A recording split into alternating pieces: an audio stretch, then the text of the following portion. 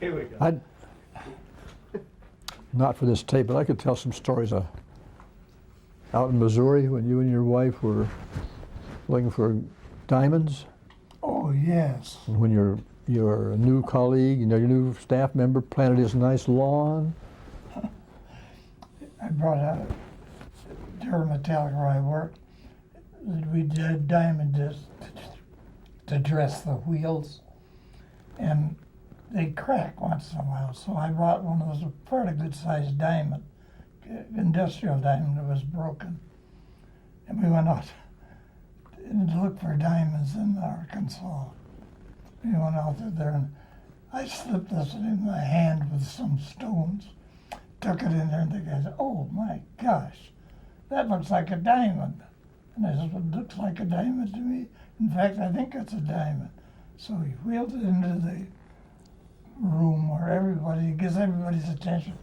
We have found a diamond on the property.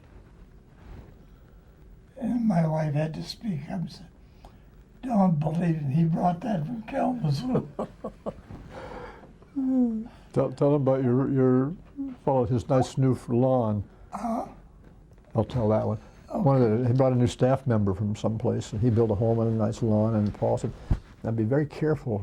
The soil is a little different here, and don't walk on that for some little time." And then he went out under cover of darkness, and he put radish seeds, and lettuce seeds, and beet seeds all around the lawn.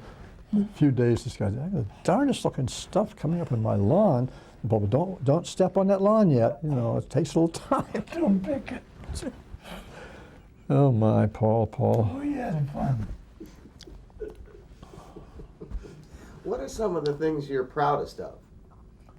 Oh, I think how the community has accepted it. But primarily, I think I've gone to all but 2 of the graduation exercises. And that you're proud of those people when they get on the stage and get their diploma. And when the diploma is given, I guess the presidents as well as the students get a lot of enjoyment. And we've graduated to our graduation exercise at Western Michigan, and that's a loaded. So many people attend that, not just the students and their relatives, but a lot of people. It's a community endeavor so well accepted. You can be proud of it. The basketball team, she was the coach in the basketball. Dick You shows. hired him, didn't you? Yes, we hired him. Huh? We hired him. Well, I know, but We invited him to join our group. And we've had one of the best basketball teams in the nation for community college. Dick does well everything I taught him. That's true. Let me I just knew you'd get it. let me toss in another side, a sad part. One of the last commencements when I was participating, a girl, when I shook her hand, said, "I've never met you before," and I almost cried. I said, "That's true, and we haven't ever found a way to intermingle. We have an open house come in, and some do, but it tugged at my little heart to have this girl say, I've been here." She didn't say I've been here 2. I knew she'd been here 2 years. She was graduating. So I gave her a handshake and an extra little hug, but I've thought about that so many times. There's just no easy way, certainly now with more and more students, but there's no easy way to make yourself seem real and alive to students. That was sad. We had the governor give an address at the graduation one time. We had those outdoors Yep. in the rain, in the wind. The wind. Shows you how you have to be fast on your feet. We invited Governor Milliken to be our speaker, and they couldn't do it. So I guess what we'll do is we'll have one faculty member and one student make, 15 or 10 major talks. And about 3 days before graduation, the telephone rang, and Mr. So-and-so, and what his name was now, said, "The governor would like to address your graduating class Saturday." It was 3 days in advance. So we did some scurrying and rearranging, and didn't have much time to get much publicity out. But he did a good job, and I remember how we had to reorganize the program and stuff. Yeah, it was good. Yeah, he was good. Bill Milliken was a good friend of ours. I think the current governor is too. I think Maryland's in good shape with him. But Bill Milliken, he knew all the community colleges, I think, pretty well. He was a good community college supporter, but he really knew Kalamazoo Valley. Was it a graduation day where you had to borrow the platform from Western? Do you remember that story? I don't really know a story, but I know in the early days we had to borrow bleachers from Western, and not bleachers, but risers. Seems I don't like know a story. You borrowed them and painted them. Oh yeah, blue and white. Yeah, right, that's the truth. One thing Don't remember that. One thing that did occur to me, we had a strike with the faculty at KVCC, and I got a call at my office to come on out because of a strike with the faculty going on at KVCC. But that was when there was a lot of strikes going on, and gee, jumped in the car and dashed out. Here's this parade of faculty going around the campus. Hooray for Dr. Lake. We love this community college. And They even said we trust the trustees. Oh, Boy, that's hard. That's hard to believe. But it was a wonderful feeling. And that, gosh, for all the faculties in the nation seem to be striking. And we get one out, the guys parading, hooray for the college. That's a wonderful feeling. That's what they call that, a It was a lot- demonstration of appreciation. That's what it was called. That's in the congressional record, Paul. Yeah, I think, I don't know what you paid for them to do that. But we had money in those days. Did you? Didn't cost much. Good treasure. Paul, don't ever change. Don't ever change. So I'll ask you both this question. What do you think you learned that's most important to you? Well, while Paul's trying to think of something, I learned in the sense of having it absolutely and unconditionally reaffirmed that it was a community. That any president didn't matter probably. It could have happened if he had the right little push. But every day and every way I knew that the college was what it was supposed to be, and it just made me feel good right from day one to the last day. Paul, what did you learn? Well, I still go to every graduation, and to see those people go across that stage and have an opportunity to get that diploma in their education when they didn't have it before KVCC in that area, community college. It makes you real proud, and the community should be proud that there's such an institution that will provide help and education for people who want it. And that makes me feel real proud. Just sit there and observe it. We had some interesting people go across that stage too. Very successful people. And I can remember people who weren't, the first few years, weren't dressed too good. And that made me feel good because we provided a place for them to get that education. And they wouldn't have had it without the college and without a great faculty and a great leader for that.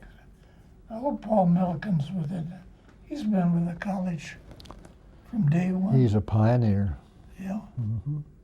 Well, And I'm very proud, too, to go out there and see a Paul D. Jackson boardroom. Yeah, that boardroom. Yeah. That's right. Makes me proud too, Dale, I tell you. Did that cost you much, Paul? No, not much. I couldn't. I'm trying to think what I couldn't buy. People were so interested in buying Tower. the tower. Tower, yeah. We said earlier the first $1 million can probably have their name on that tower. But You wouldn't, know, wouldn't a million do it anymore? Maybe and not. I got my pennies in that Cornerstone? cornerstone. Yep. I want to get them back one of these days. I can use them. It's right there. Do you know what day you broke ground for Redwood Hall? What date? 1967. April 1st, April Fool's Day. Wasn't that a strange choice? There was nothing April Fool's about that college, but you broke ground Yeah. for Redwood Hall on April 1st. Not till 1968, because with all this time, going to California and looking at these modules and all the rest, Yeah. we didn't really start that actual breaking ground till April 1st, and the college opened in September. But we'd had all this month to plan. I went out to Speed Space in Santa Rosa, California. Yep. And one trailer, one flatbed got lost. Ended up down in Texas on the way back. Oh my. April But 1st. it was interesting to see that college come on the ground. Fix the mic. exactly. Erie. It was interesting to see that college go up. You know, we went out to Santa Rosa and bought the college. It was already built, and it was shipped to Kalamazoo.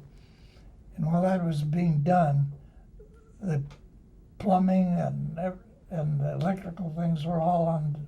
And then they just came and shut those buildings down.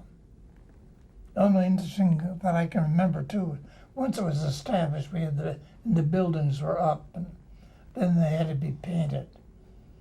And there was only one lady on the board at that time, and a bunch of fellas, and you're going to paint those rooms. And we argued and argued. Finally, the lady who was on the board says, you know, why don't you fellas have your wives meet with me and we'll decide on the colors. And we read that one real quick. You did, and they did, and it did. They did a good job. That was interesting. Those modules came collapsed Yeah. with a support in each corner, and they just like Tinker Toys, is it? They bring them down and bolt them and put the sides on, and away it went. which Really one interesting was that? process. Yeah. Went up quick. Redwood Hall. Mm-hmm. Served you well. Yeah. And how was it named? It's Redwood. It was Redwood. Never got very creative. It was supposed to age beautifully, but it didn't really. We did paint it ultimately, I think. Did we not put a coat of stain or Yeah. something on it? But it was supposed to be redwood paneling, plywood, or whatever. Plywood was supposed to age. Guaranteed for 20 years. That's right. Earthquake proof. Yeah. Remember? And it did, Not in too. We never had an earthquake there. Never have. That's I know. right. More institutions should get that equipment. That's like Johnny Withers in the war. He was teaching anti-aircraft school down in Texas. He said not one Jap plane made it over Texas. Not one. One Japanese plane. Who said Jap? Get that out of there. Oh, you got to be correct these days. You have a golf appointment or something? I have to leave here within 15 minutes, period. Just ask a couple more questions. Sure. Both you gentlemen and Paul and the faculty all seem to have a great deal of longevity there. What kept you involved? Well, just dedication to a job that we felt individually we had to be a part of, and that was to provide education for those who couldn't go to a four-year institution. And it was to watch those people and how they approached going into the libraries and so forth. They were students that were dedicated who wanted to get an education. It wasn't something their parents recommended, they wanted it. So it was nice to see them grow. I think, We too, grew with them. I think Paul was recognized as a community leader and a college leader, and you were reelected every, 4 years, I think? Yeah. All was unopposed. No one ever ran against you. We tried and tried to get people to run against you, and nobody would ever do it, Paul. There was only one fellow that we wanted real bad on that board. And he finally said, well, I will if you run again. So I ran again. And he was, I don't know what his name was, but he was killed in an automobile accident. Oh, Earl Wright. Earl Wright. Earl Wright. That's the Wright Great Institute. guy, real great. Economist. Yeah, right down West Michigan. He was where the theater is there. He somehow lost control of his car and was Yeah. killed instantly there. Yeah.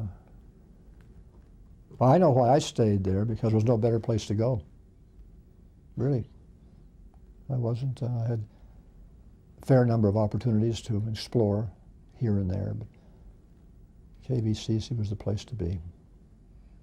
I don't know if the faculty all agreed I should have stayed that long, but what do they know, right, Paul? They don't know anything. Well, I wouldn't want to stop without just saying that the college is certainly in good hands now, and I feel very proud that on one given day when we needed an associate dean of instruction among the many candidates we chose, Marilyn Slack. And we were right. She then became dean of instruction, and then she was executive dean and dean of instruction for a time, and as you know now, she's the very able and capable president of the college. She's been there longer than I was. She's the longest Is that right? reigning, or whatever the Yes. word, I guess you don't reign, but the longest serving president of all time. There have only been two of us since college opened in 1968. She too has had a wonderful reputation, just like Dale. We've had two of the best college presidents. I was going to say community college, but any college presidents. Been just real leaders in the community. My goodness, they're. I'll buy that. When I would say, if I said it like you told me to say it. You read that script very well that I Good. took to your room this morning. Paul, you're okay. I'm feeling real good. I feel I'll tell you, Dale, honored and privileged to know you. Real glad to get together with you again. You're a great man. Got to do more than just telephone calls from now. We think of you often, particularly on June 28th. What a great Oh, day you for my remember wife and me, and a great day for you and the world. Before I get sentimental, I'm going to stop. All right. I gotta go.